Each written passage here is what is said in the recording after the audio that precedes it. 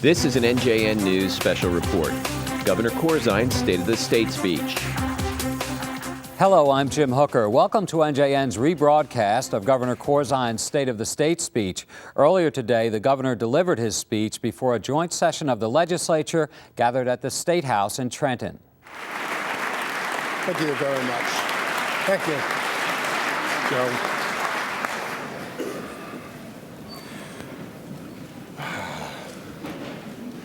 Well, good afternoon, everyone, and Happy New Year. Thank you all for attending today's State of the State. Reverend clergy, particularly Reverend Kopis and Ellaby, thank you for your participation today. Senator President Cody, Speaker Roberts. By the way, President Cody, thank you for reminding me to say hello to Sharon when I came in. It was good. Majority Leaders Sweeney and Watson Coleman. Minority Leaders Kean and DeCroce. Chief Justice Rabner, and we're honored that all of the justices are here today, and thank you very, very much for joining us. Members of the legislature, members of my cabinet, Congressman Malone and Holt and Rothman, we're pleased that you're all here today. Thank you very much for being here. Former Governors Florio and Bennett, thank you. It's terrific to have you. And we have a special guest today.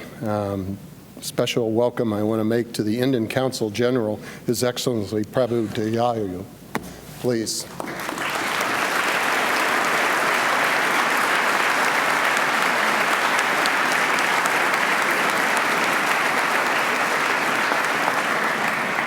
Your Excellency, all of us are saddened by the tragic events in Mumbai, and we pray, as I'm sure all of you do, that those accountable will be held to the responsible actions brought to justice. But more importantly, we reach out and pray for the healing of your great community and country. So thank you for being with us. Honored guests and my fellow New Jerseyans, today as we assess the state of our state and look ahead to the challenges of 2009, I can't help but feel an overwhelming sense of pride in the people of New Jersey. Despite the challenges of today's national economic crisis, the people of our state are pushing forward in building better schools, broadening the access to health care, making our streets safer, and building a more secure world.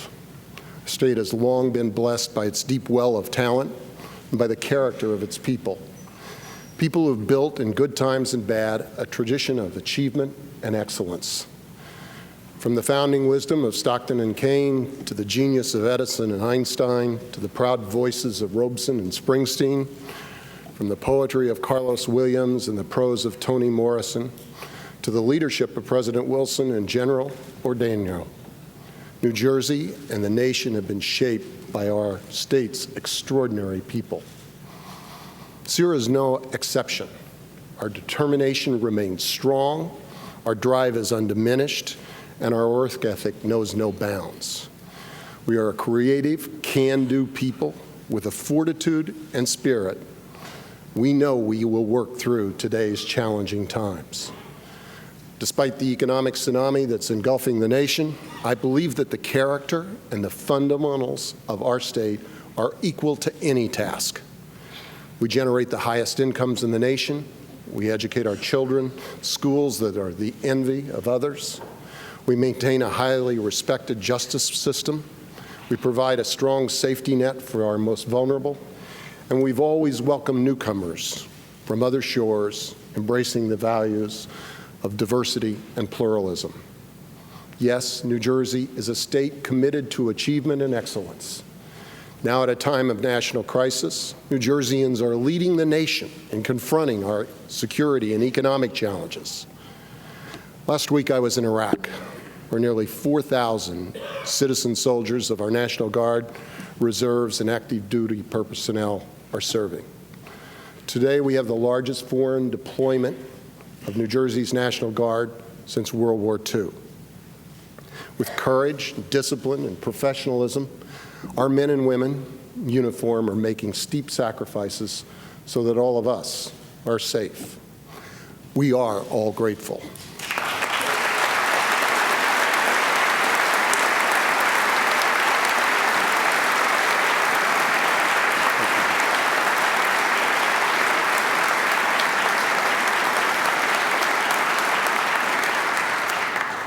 Those guys and gals over there are doing an incredible job,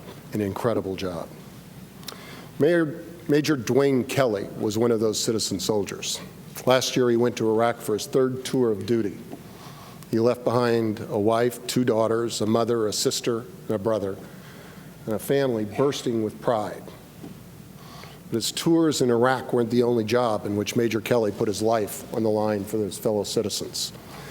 Major Kelly was also a trooper, Trooper Kelly, brought up in Willingboro, raising his family in South Orange.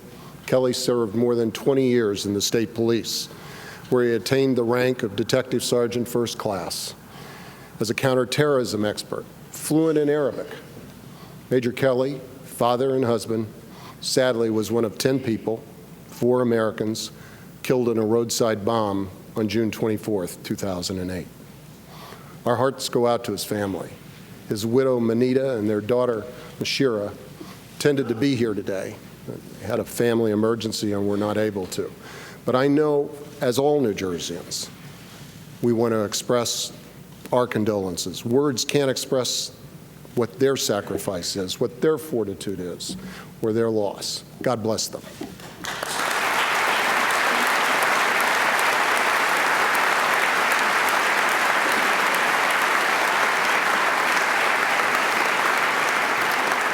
Whether it's the brave men and women I've met in Iraq, or the food pantry volunteers, including, by the way, Assemblywoman Coyle, where is she?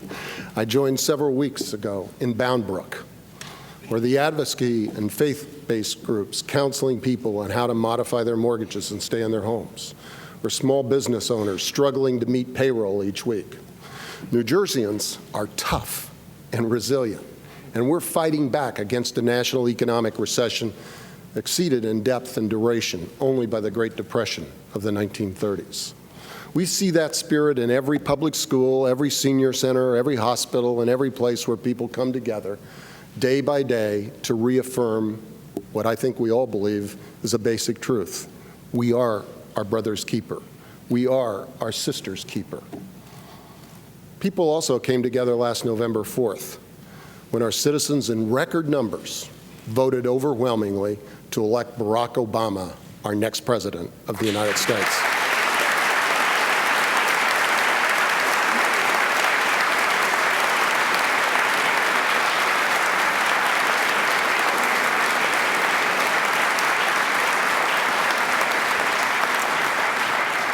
In doing so, our voters embraced a new vision for America, a progressive vision, one we share in New Jersey. In fact, it's a vision we've been working on for the last 3 years, a vision that we must responsibly share our economic bounty, that all of our children deserve a thorough and efficient education, that health care is a right, that we have a moral responsibility to be good stewards of the earth. Barack Obama's vision is our vision. And now, thankfully, starting next Tuesday, New Jerseyans have a partner in Washington, a partner who will join us in pursuing a common vision. Change is in the air. With that change, I truly believe that as a nation and as a state, our best days lie ahead.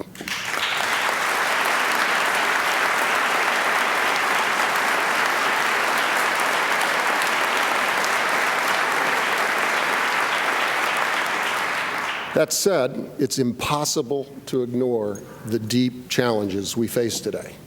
We've been in the grips of a national recession since the fall of 2007. Our country's financial system hovers near collapse. Home values, personal savings, and the securities markets have plunged. National unemployment rate has soared to over 7%, with expectations of a 9 to 10% rate in the year ahead. Our citizens' economic security has been compromised. Our people didn't cause this meltdown. Its causes are beyond their control and are national and even global in scope. The cost of this colossal economic meltdown is far more than the trillions of dollars of lost value in securities markets and economic production. It goes well beyond any batch of statistics. Costs must be understood in the pain and anxiety of our neighbors, of everyday people across the state. Last month, I attended an anti-poverty conference here in Trenton, conference where I heard 3 life stories of people struggling just to stay afloat in these troubling times. A single mom told us she lost her home to foreclosure because of a predatory mortgage. She worked for 30 years as a corrections officer. Never did she imagine she would be out on the street. A young man described how he lost his job, then his apartment, then his ability to put food on the table. A young woman told us how she struggled to get critical health care after she lost her job and her insurance and was being forced towards bankruptcy. These 3 people were prepared to work hard and play by the rules. They were caught up in forces well beyond their control. And when good people are at the end of the rope, they need to know that government's there to lend a helping hand. I wish I could say the impact of the national recession is limited to these few stories, but it's not. Food pantry calls are up 30% to 40% across the state. 48,000 New Jerseyans received foreclosure notices in 2008, and their ranks are growing. The number of unemployed and uninsured is exploding. It is in this context that we have made the economy priority number 1, priority number 2, and priority number 3.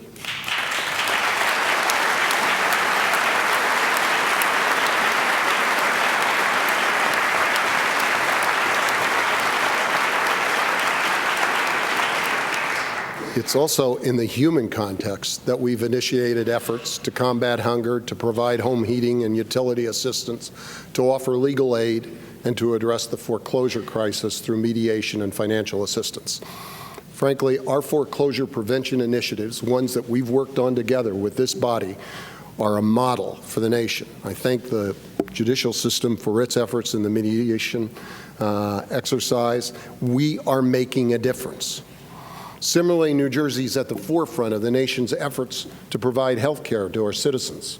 When the Bush administration tried to kick 10,000 kids out of the New Jersey's family care program, we said no.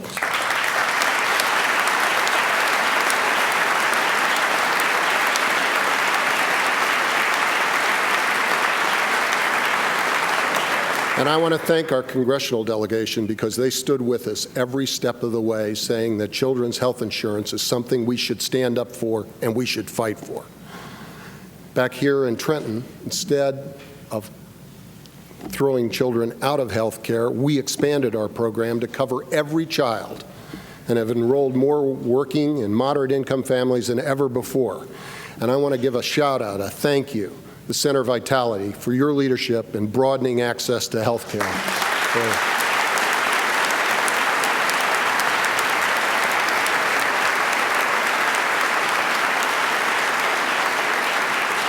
Senator Vitale knows, and we know, that getting people insured saves money and saves lives. Another critical element of our health system is our network and community health centers, which serve almost 350,000 uninsured or underinsured New Jerseyans. I see the rabbi shaking his head because he knows that works in Lakewood. We need these centers today more than ever, as more people lose their insurance or struggle with their out-of-pocket expenses. That's why we increased our reimbursement rates and provided additional funding, grant funding. One network that will be receiving grant support is Community Health Care, which operates 17 facilities in Cumberland, Gloucester, and Cape May County. Community will be using these funds to expand innovative prenatal care, helping women maintain healthy pregnancies while reducing infant mortality. We're joined today by Michelle Torsia, who has made healthy pregnancies and her babies her life's mission at Community. Thank you, Dr. Torsia. Will you please stand so that we can all salute you?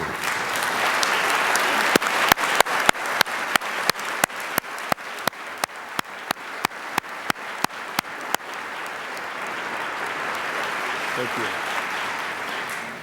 I'm proud that the state has been able to partner with private institutions like Community, even as we've had to make major cuts to balance the budget. I don't have to tell you, you can recall quite vividly. The fiscal 2009 budget cut spending by $600 million year over year, as we anticipated a gathering national recession and shrinking revenues. By the close of the calendar year, the deepening recession had required us to cut spending by another $800 million. That's a total of $1.4 billion in cuts in this fiscal year alone. Let me repeat, $1.4 billion. Not in the rate of growth, but in absolute dollars. It's been painful, and we've had to make many ugly choices. But together with my partners in the legislature, we are making the hard choices. Senator Buono and Assemblyman Greenwald have been especially diligent in taking on this challenge, and I want to thank them for their partnership.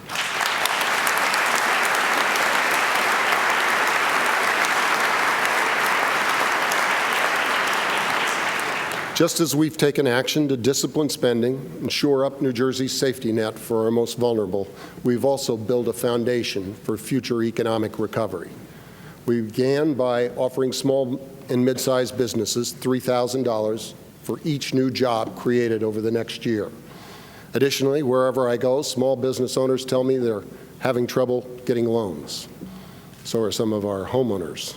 That's why we're encouraging new lending through innovative credit facilities and placing deposits with New Jersey's community-oriented banks. Most importantly, we're creating jobs by accelerating public investments in roads, bridges, school construction, and the new mass transit tunnel under the Hudson.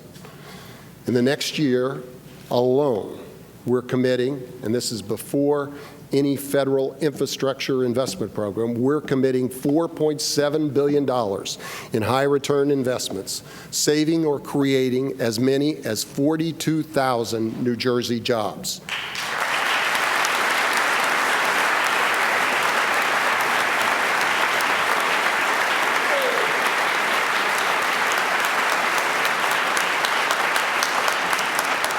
We all know that infrastructure matters. We saw the high cost of failure in Minneapolis and New Orleans. These investments not only create jobs today, they will provide returns for all New Jerseyans tomorrow. Just talk to the students I visited in the Oliver Street School in Newark. I want you to listen to this. Their building is overcrowded and crumbling. Classes in English as a second language are held in the hallway. Special education classes are crammed into windowless coat closet. Oliver Street School was built in 1869. Ulysses S. Grant was the president that year. Can we really expect our children to learn and to grow to their fullest potential when their classrooms are in a closet? That's why I fought to authorize $3.9 billion in new school construction funds, and I'm proud of it. Money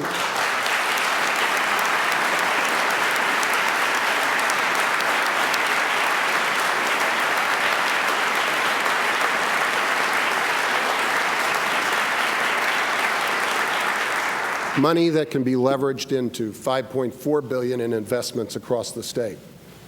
And my hat goes off to Senator Rice and Assemblyman Costino, who stood with me, and there are many other legislators who did the right thing by New Jersey's school children. Through all of these initiatives, we're planting the seeds for future prosperity. We're positioning as many people and businesses as possible to survive the national recession and then thrive once the inevitable recovery begins. And it will. We structurally reformed our oft-criticized corporate tax code. Reforms that will encourage investment in research and development. Reforms that will allow businesses to recoup operating losses and competitively align our rates with those of surrounding states. These actions are especially beneficial to our core biotech, pharma, high-tech, and alternative energy sectors along Einstein Alley, Rush. We've taken steps to expedite regulatory review and offer permit relief in this time of recession. It's through this comprehensive approach that we expect to maintain a lower unemployment rate than the rest of the nation. Today, New Jersey's unemployment stands at 6.1%. Nationally, the rate is 7.2%. Make no mistake, as long as one New Jerseyan's unemployed, we have work to do. While we are reducing corporate taxes, we've also expanded the senior freeze on property taxes to include 70,000 additional senior households.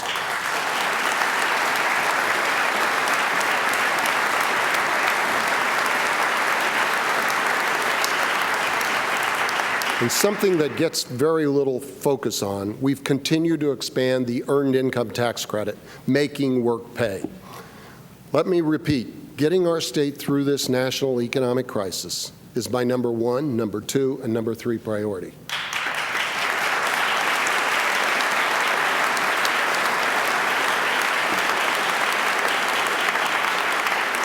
Current economic circumstances dictate that we take steps which in normal times I would not.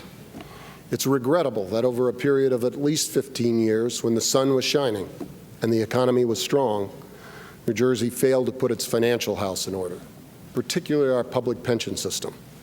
It's only because of today's financial crisis that I've recommended giving local governments the option of deferring a percentage of their employee pension payments. To be sure, I hope you've learned, I've demonstrated a commitment to our solvency of our pension system. Over the past 3 years, we've contributed more money to that system than the previous administrations and the preceding 15 years combined. It's 15 years.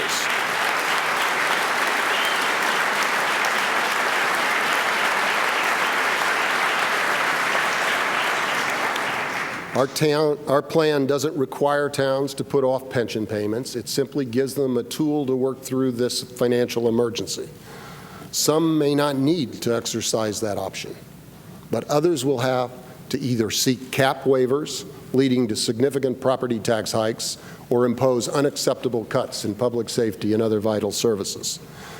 Yes, the economy and its harsh impact on our people remain our most significant challenge.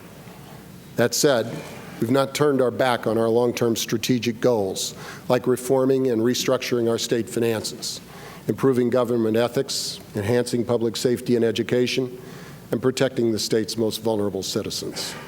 Even as we've cut the budget by $1.4 billion, we've continued to reshape and reduce the size of government. Today, there are nearly 4,000 fewer employees on the state payroll than when I took office, and 3,000 fewer at our independent authorities.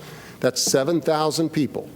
By comparison, nearly half of the municipalities in this state have fewer residents than the personnel reductions we've taken on. We've also scrubbed line by line state government for inefficiencies and implemented departmental consolidations. We ended Christmas tree spending. We improved the timing and transparency of the budget process, and we approved a constitutional amendment to give voters a greater voice on state borrowing.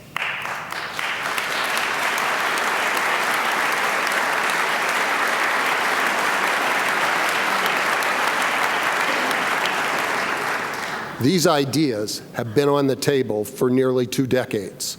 We made them happen.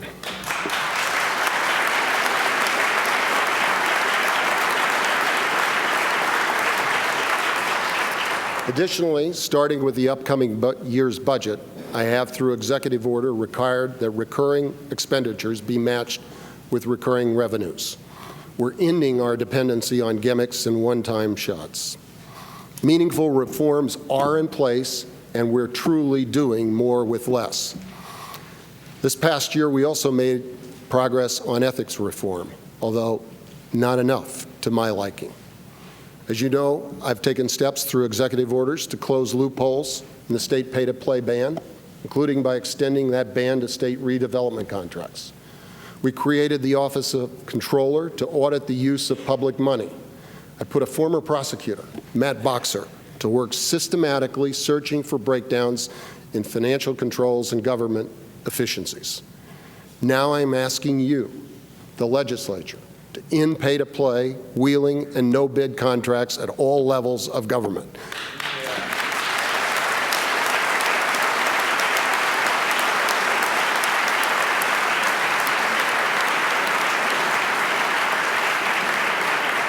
To lower the limit on campaign contributions to county committees and to make the State Ethics Committee a public member-only body. These initiatives come in addition to a lot of hard work taken by the legislature, previous sessions, the end dual office holding, or put us on a pathway to end dual office holding, among other issues.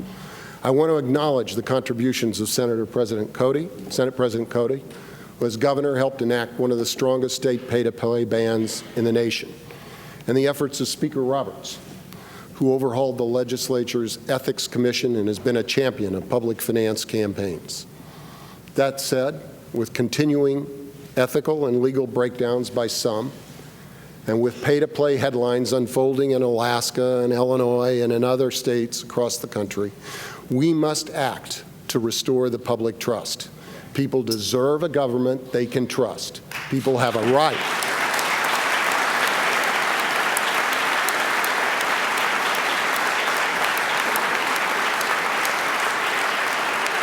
People have a right to know that when a decision is made, when a contract is awarded, when a law is passed, the officials in charge had only one thing in mind: the public good. Let's complete our agenda on ethics because it's the right thing to do.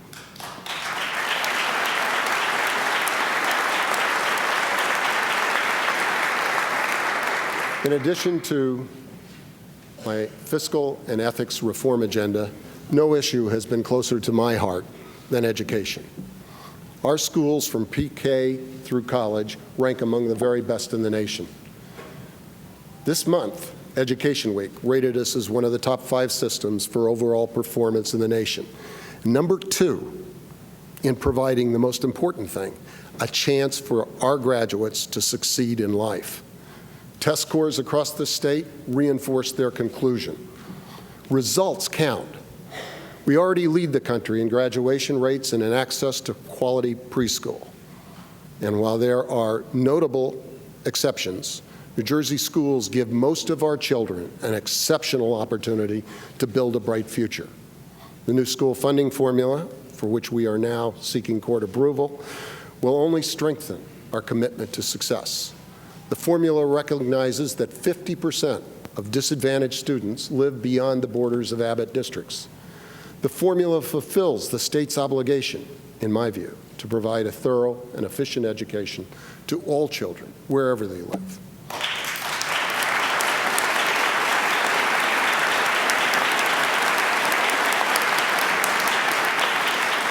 In fact, even though we cut the overall state budget this year by $1.4 billion, you and I held firm in increasing total spending on education in this state by nearly $500 million. Beyond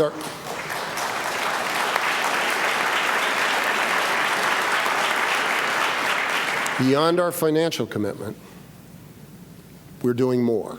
We're also working to upgrade standards and curricula, graduation requirements in all of our schools. We've been collaborating with Cullen and Alma Powell's effort to substantially lower dropout rates. Again, obviously, results matter. But outcomes are best measured in more than just statistics. This is a good story, really great story. We educate our young people one student at a time. We're joined today by one of New Jersey's bright hopes for the future. Camaras Lure came to New Jersey from Ecuador in 1995. Didn't speak English, and is on track to graduate this spring from Union City High School with a 4.2 grade point average. And that's on a 4-point scale, so pretty good. Camaras is a county champion in the 100-meter butterfly. She did cancer research at the Susan Lehman Cancer Research Center. And next year, Camaras will attend Brown University to begin an undergraduate medical degree program. She's clearly on a track to success.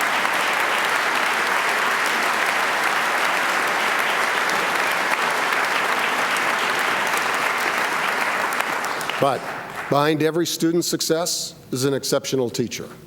Nadia Makar is the science chairperson at Camaras High School, where she's been a career educator for 35 years. Nadia is a prime example of the excellence you'll find among teachers in New Jersey's classrooms. Camaras isn't alone in Union City. 4th, 8th, and 11th grade in both language arts and math, test score improvements in Union City are beating the state average. I'd like to ask Camaras and Nadia to stand and be recognized not only for themselves and what they've achieved, but in recognition of all the great schools across New Jersey.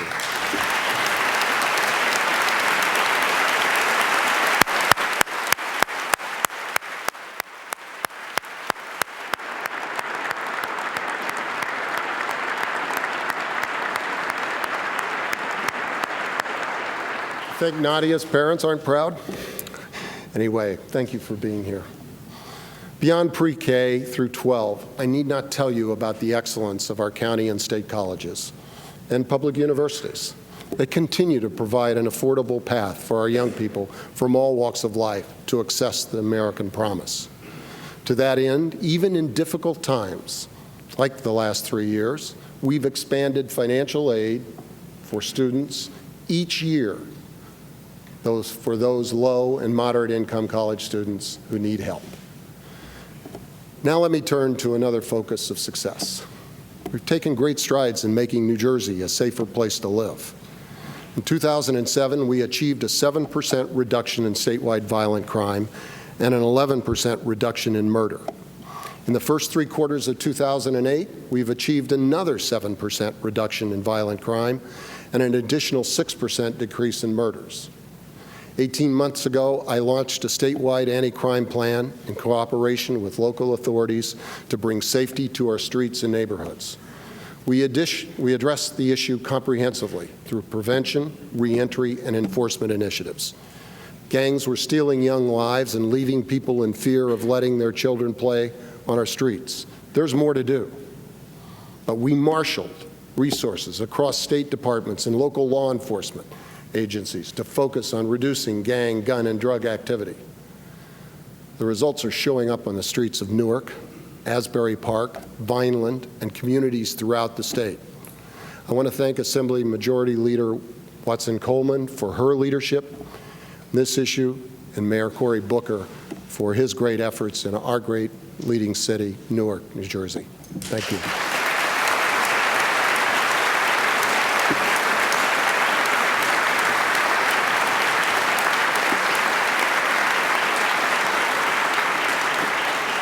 Just as we're addressing crime, we have been tackling highway and pedestrian safety, and we've realized exceptional results under the leadership of Pam Fisher. One of our most important safety measures is increased awareness of seatbelt use. As you can imagine, I have a little bit of a stake in this issue. I'm blessed to be here today, and if one more person decides to buckle up because of my poor example, then something good will have come from my mistake. Through enforcement and education, particularly for teenage drivers, and with previously higher gas prices, highway deaths have dropped by 127 lives year over year. 127 people fewer killed in highways this year than last. It's a drop of 18%. It's the lowest level in the past 25 years.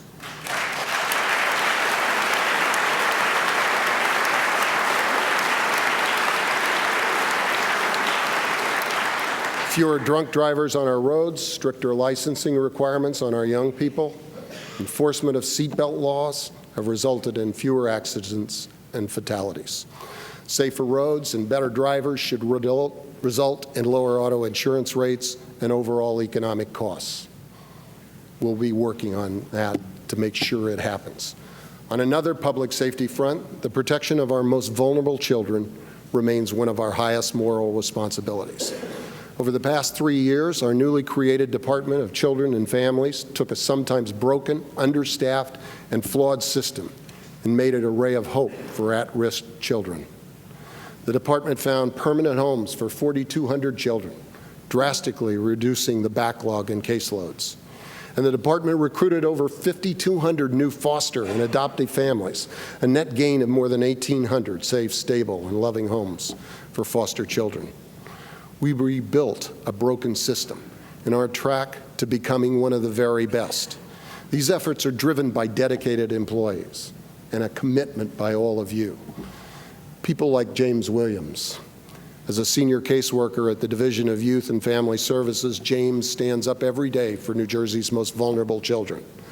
So on behalf of his colleagues, I'd like to invite James to stand up and accept the thanks of a grateful state for moving us from a position of weakness to a position of strength in protecting our children.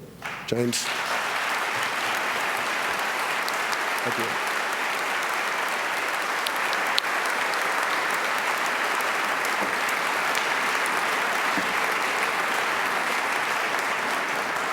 These highlighted achievements and work in no way describe the entirety of our agenda and activities. Keep in mind, we enacted a family leave insurance program, the second in the nation. We strengthened our workers' compensation system. We continued reform of our public pension system. We appointed record numbers of women and minorities to the bench. We created the Office of Supplier Diversity. We built and dedicated a long overdue World War II memorial. We reformed the charity care funding formula to better protect health care for the most vulnerable, especially in our urban areas. We created an interagency council on the prevention of homelessness. We finalized the Highlands Master Plan. We built and participated in a regional auction system for carbon credits. And we delivered a nationally recognized energy master plan as well as a greenhouse gas reduction plan. We've done a lot.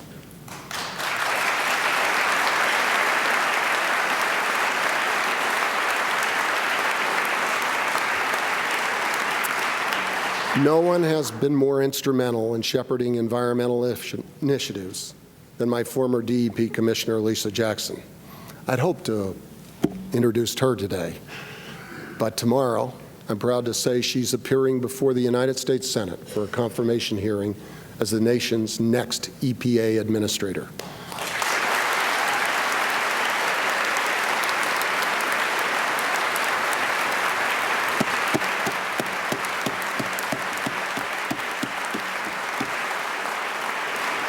As you know, Lisa is the only state commissioner to be nominated by President-elect Obama for his cabinet, and I know you join me in wishing her great success. Now, as we look towards the coming year, it's probable that the national recession will continue to take a toll on our revenues. And in March, I'll be back here talking to you undoubtedly about additional painful cuts. I don't look forward to it. I know you don't. Recognizing these harsh realities, we must continue to do everything we can to limit the impact of cuts on the state's most vulnerable citizens, our children's education, and public safety. And we will. In addition, some of the work outside of the budget will also be complex and controversial. A case in point, I'm sending formal instruction to the local finance board to firmly enforce the 4% levy cap in the coming year. Last year, we saw 80% of reporting municipalities come in over that cap. In fact, 30% came in with increases of 10% or more. We need to reverse this pattern. By the way, it was only 2.2% for our school districts across the state. And that's why it's important we enact the pension deferral bill to give towns the tools to hold the line on property taxes during an economic recession. Additionally, I will ask Commissioner Doria to request for both the legislature and myself concrete recommendations on cost saving from shared services and consolidations to be submitted by the Consolidation Commission no later than March 31st. I will also direct the COA board to allow for maximum flexibility and ample time for collaborative review of the 240-plus affordable housing plans submitted by municipalities who did the right thing and filed their plans by December 31st. In fact, that figure represents an 80% compliance rate. Finally, recognizing the economic realities and pressures of the current economic environment, I'm calling today for a one-year moratorium on the 2.5% fee, developer's fee, while additionally exempting projects that were in the pipeline before the fee was instituted. I look forward to working with Speaker Roberts and Senators Cody and Lesniak, who all support this initiative.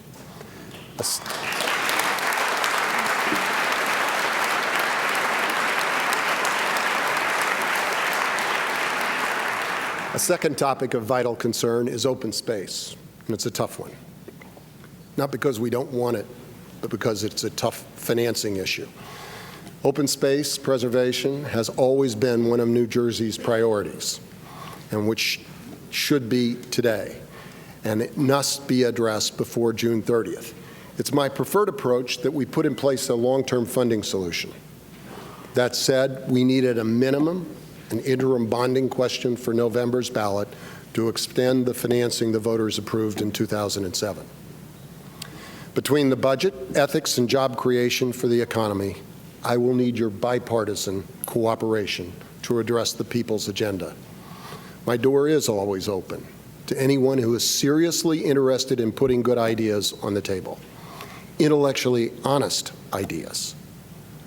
One good idea I like is the posting of our state expenditures on the internet, as suggested by a number of Republican legislators. I think this is a credible way to increase accountability and transparency in our budget process, and I've directed the Comptroller at Boxer to review how to undertake this initiative. In closing, 3 years ago, I came to Trenton to make our state a better place for all of our people, to move an agenda on fiscal responsibility, on ethics, on early childhood education, on the environment, and on health care.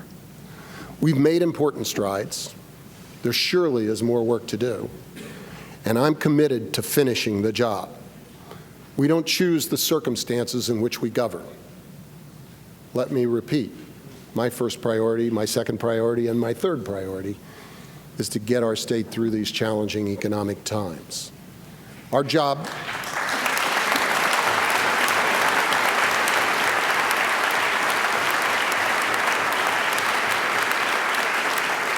is to help our citizens cope with this crisis and lay a foundation for a strong recovery.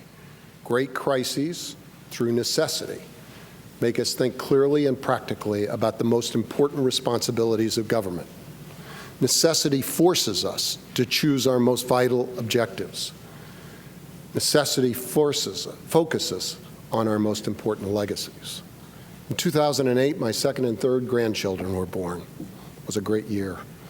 When I look at those two boys and when I think of the young men they'll one day become, when I think about the world we're creating for all our children and grandchildren, I'm certain that the work we're doing is important. We must strive for universal preschool so that all of our children have a chance to succeed in a competitive environment. We must do our part to fight climate change by investing in energy conservation, alternative power, and mass transit. And by the way, we must flat out build that new mass transit tunnel between New York and New Jersey, and we should do it now.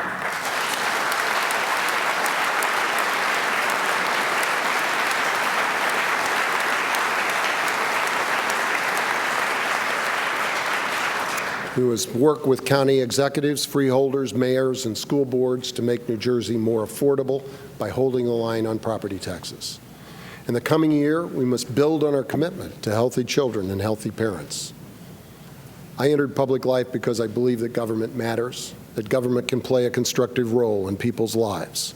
I know it has in mine. I'm sure you feel the same.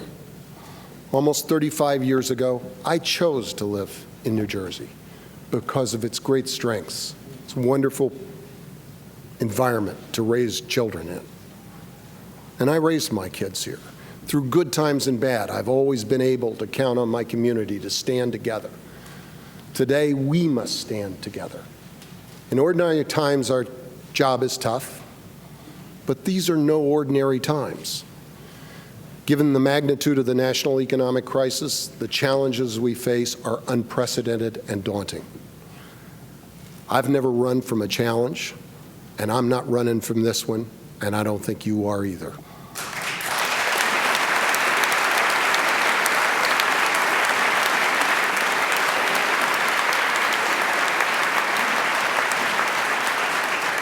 Everywhere I go, people ask me two basic questions. How long will this recession last?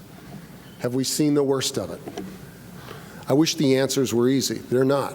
The national recession undoubtedly will intensify in the next few months and will likely last beyond 2009. New Jersey's faring better than most other states by any standard. But when one worker loses his job, when one family loses its home, when one child goes without health care, our work is incomplete. Hubert Humphrey once offered that society's character is measured by how it treats those in the dawn of life, its children, how it treats those in the twilight of life, its seniors, and how it treats those in the shadows of life, those with special needs, the sick, and the forgotten. New Jerseyans have a strong character because New Jerseyans believe in our common good. That's why I have confidence if we pursue the common good together, we will get through these difficult times and we will emerge even stronger. Let me say this to the people of New Jersey. I may not always say what's popular, but you can be sure that what I say comes from my heart. Members of the legislature, we may not always agree, but we must always share a common commitment to making the world a better place for this generation and those beyond. It's fitting on this 200th anniversary of Abraham Lincoln's birth, we conclude with his hope. With firmness in the right as God gives us to see that right, let us strive on to finish the work we are in. Thank you, and may God bless you. God bless New Jersey and America. You've been watching NJN's rebroadcast of Governor Corzine's State of the State speech. The governor delivered his address before a joint session of the legislature this afternoon. We're going to take a short break now. When we return, we'll present the Republican response to the governor's address. Hello, I'm Jim Hooker. Welcome back to NJN's rebroadcast of Governor Corzine's State of the State speech. You've seen the governor's speech. Now we bring you the Republican response to the governor's address, which is hosted by NJN's senior political correspondent, Michael Aaron. We are here with 3 Republican legislative leaders to respond to Governor Corzine's State of the State address. They are Senate Minority Leader Tom Kean of Westfield, Assembly Minority Leader Alex DeCroce of Parsippany, and the ranking Republican on the Budget Committee in the Assembly, Joe Malone of Bordentown. Senator Kean, let me begin with you. Your overall reaction to this speech? Well, it's true that New Jersey's in a difficult economic situation right now, but we didn't get here overnight. And unfortunately, the policies of Governor Corzine over the course of the last several years helped get us to this point. As you well know, the governor's big proposals of 2008 were an 800% toll hike and a pension deferral gimmick that was rejected on a bipartisan basis, Republicans and Democrats alike, in the legislature. The Republicans have come together and worked on a bipartisan basis, bringing Democrats with us to find the real solutions, to find the small business credits that will create jobs and long-term growth in the state of New Jersey, have led the fight to protect, make sure there's no borrowing without voter approval, as the governor did for $3.9 billion last year alone. We've been leading the fight against the $62 million extension on the energy tax that the governor increased and allowed to happen last year. That's impacting every ratepayer and every senior citizen in the state of New Jersey right now. The Republicans are coming together trying to find solutions, blocking these one-shot gimmicks that the governor's identified in these speeches. We need to get beyond the poll testing, beyond the partisan rhetoric, beyond the punting, kicking the can down the field, and find the real solutions to create jobs, economic growth, affordability in the state of New Jersey. Republicans have done that. The governor has ignored those priorities for far too long. Assemblyman DeCroce, your overall reaction to this presentation today? Well, I believe New Jersey's been in somewhat of a recession for a period of years now. Let's face the facts. The building industry in New Jersey has been decimated. It's mostly going out of state. Manufacturing is practically gone. We're losing our pharmaceutical jobs little by little. And frankly, if you check the unemployment numbers going back several months and a couple of years, you'll find that New Jersey's rate of unemployment was above the national rate of unemployment. It's only recently we caught up with the federal government and had the federal government surpass us only because of what's happened on a national level. Assemblyman Malone, your basic take on this presentation. I'll be honest with you, I think it was a little weak, Michael. I think that we're faced with an extreme crisis in the state of New Jersey, and crisis is going to bring out the character of the individuals that lead this state. I think that we need to do bold moves to make sure that New Jerseyans feel strongly that their government is going to be able to lead them out of this dilemma. Today, I did not hear anything bold. It was just a rehash of things that the Democrats have done over the years. We need to look at basically putting a total ban on all increase in taxes at every level of government. We need to make sure that the New Jerseyans can feel secure and safe moving forward. We haven't done that in this speech, and we need to move forward. Let me take one thing that he said in this speech and get your reaction to it. He said that the economic stimulus measures that have gone through the legislature this fall, and that you all supported many of, have really been path-breaking. He says we've done a better job than any state in the nation of responding to this national economic crisis with our mortgage, our foreclosure prevention measures, our job, $3,000 per job credit, and so on. We're a state looking for a reality here. If you talk to people out on Main Street, they do not believe what they heard today, and they're going to show that over and over, because we have not done for the business community what we said we were going to do. People are out of jobs, people need work, people want to know that their government is going to lead them out of this dilemma. You don't think that he has passed or signed 20, 30, 40 stimulus measures that make a difference? I think they'll make a very slight difference, because you talk about the home foreclosure issue. It's only 16,000 foreclosures that are going to be helped in the state of New Jersey. He said today we have, 48,000? That doesn't help the other, 36,000 people? It's not so far-reaching. I think it's also important, Michael, that we look at a little bit of history here. In 2007, New York had private sector job growth rate of 12 times the New Jersey rate. If you look at the Connecticut, it had an 11 times growth rate in private sector job growth than New Jersey. Look at Pennsylvania.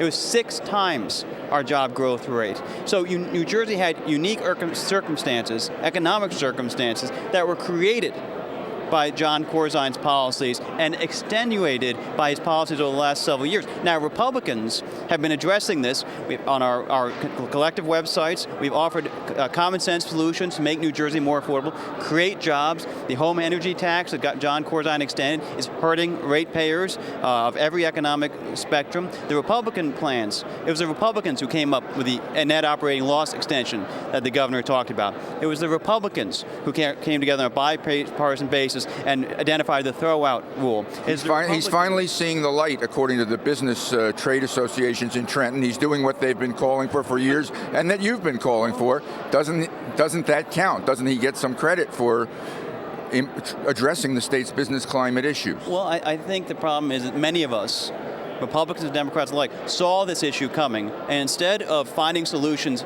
in the years ago to try to either create jobs to begin with or to prevent some of this from happening now, the governor instead focused on partisan rhetoric, as we heard today. He focused on poll-tested policies. Such as? Well, you saw last year. He talked about the toll hike that he talked about. When he couldn't get his 800% toll hike through, and he got the 150% toll hike through, the language he used came directly out of the most extensive poll that anybody's ever seen in the state of New Jersey's history.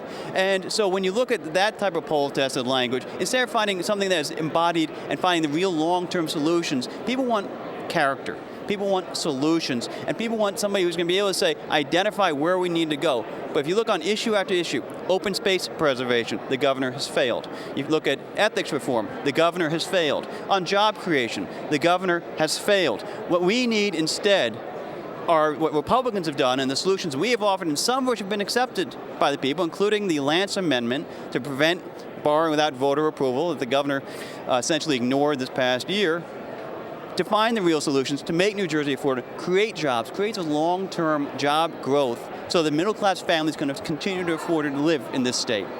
He talked today about $1.4 billion in cuts that he's made, $600 million in the current year budget, and the $812 million announced 10 days ago. Good thing, not go far enough? What's your thought? Let's start with Alex. Well, frankly, I don't think he's gone far enough, frankly. But the fact of the matter is he consistently says within his speeches that he wants to work with us on a bipartisan effort. Tom, I, and Joe Malone have many times gone into the governor's office and discussed these issues with him. We've discussed specific cuts, only to have him not even accept one of those cuts over the last several years. We've given him well over $4 billion worth of proposed possible cuts. And I think, I don't remember him accepting any more than possibly $60 million out of that $4 billion. He said he's reduced the state workforce by 4,000, the authorities by another 3,000, that were 7,000 jobs leaner than when he took office? We have asked these questions repeatedly during the budget process, and we get a different answer every time the question's asked. And you don't believe those? You don't believe those numbers? I do not believe those numbers, and I'll be honest with you, 3/4 of what he said he cut was in surplus and other found monies. They aren't in actual changes in the dynamics of state government. The people of the state of New Jersey are asking and demanding we need to change the whole framework of state government, local government, and if we don't do that, we won't be able to afford these things. I don't think people realize in this building, under this dome, that we need to go out and understand exactly what the people of New Jersey want and need. They need government to stop spending, stop borrowing, and work within the constraints of the monies that we have. We cannot continue to do this. People expect more of us. It's our challenge. Look, I will work with this governor. I personally like the governor. I will do anything I can to work with him to find cuts. They do not listen to Senator Kean, Assemblyman DeCroce. They do not listen to our concerns and our issues. And it's because of petty politics and election rhetoric that we're going to continue this year to give the people of the state of New Jersey not the kind of sound leadership that we need in the State House. How would a Republican governor do better?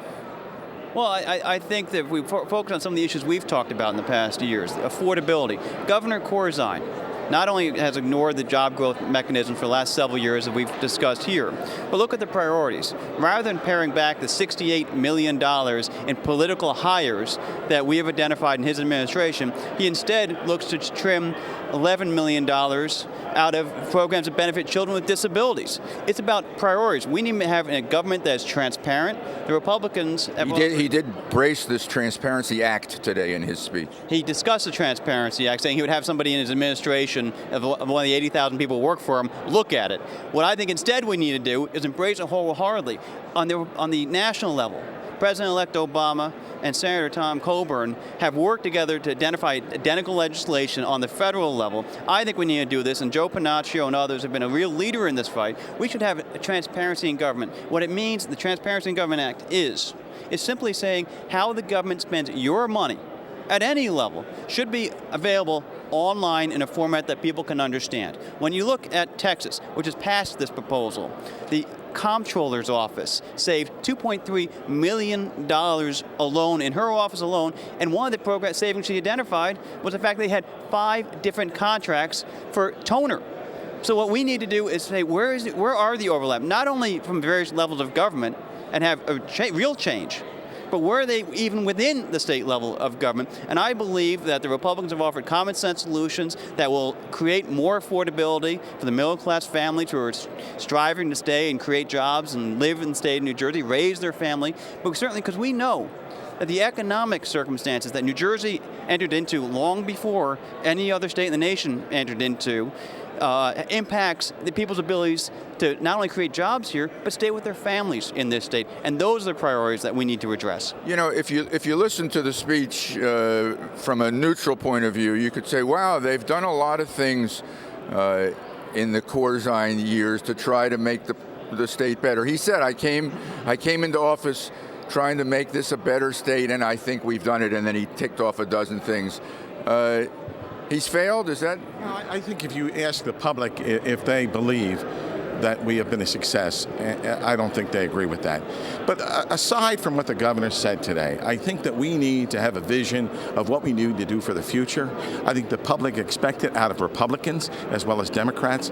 I think that we offer some opportunities for hope and to bring about a better New Jersey. In what area? I think in areas of savings. Look, we have done things in looking at ways we could cut the purchasing department within the state of New Jersey to the billions of dollars.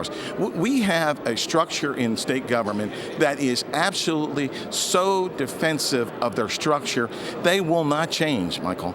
And unless we get in there, and this governor, or whoever the governor might be in a year, is deciding to do this, it needs to be somebody who's a statesman, not a politician, somebody who can take the challenges that we have in front of us and take those challenges and meet the needs of the residents. I'm going to tell you something right now. If you took that list out to the general public and asked them, are you satisfied with the state of the state?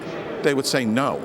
He used the word progressive today. Jim Hooker pointed this out in one of the interviews he did with Roger Bodman and Julie Roginski.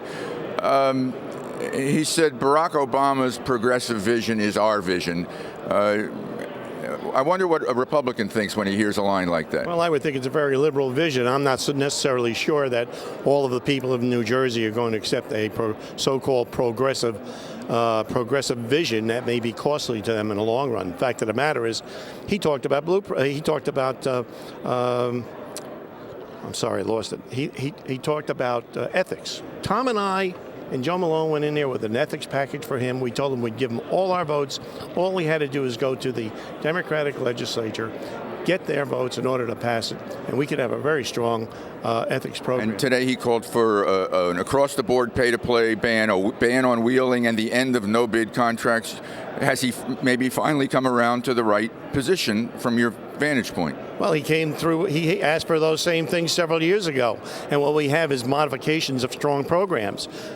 If he really wants a strong program, we're prepared to give him the votes to officiate a strong program.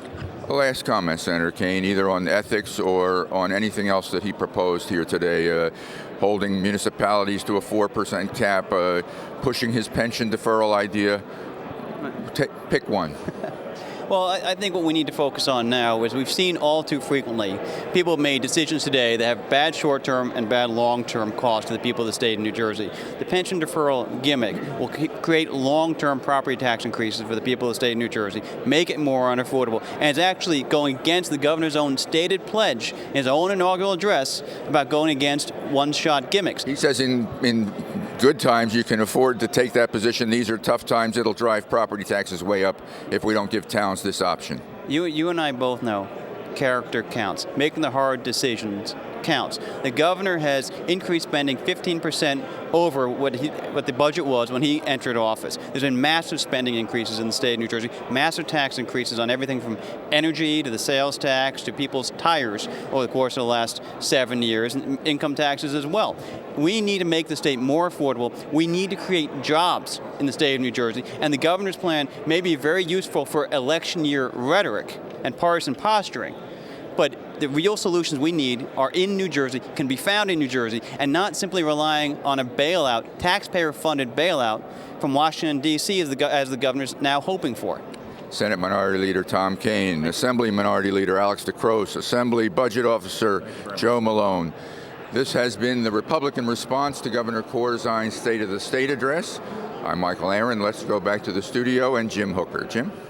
You've been watching a rebroadcast of the Republican response to Governor Corzine's State of the State speech. The governor delivered his speech earlier today. Now stay tuned for NJN News coming up next for more coverage of the governor's address. I'm Jim Hooker. Thanks for watching.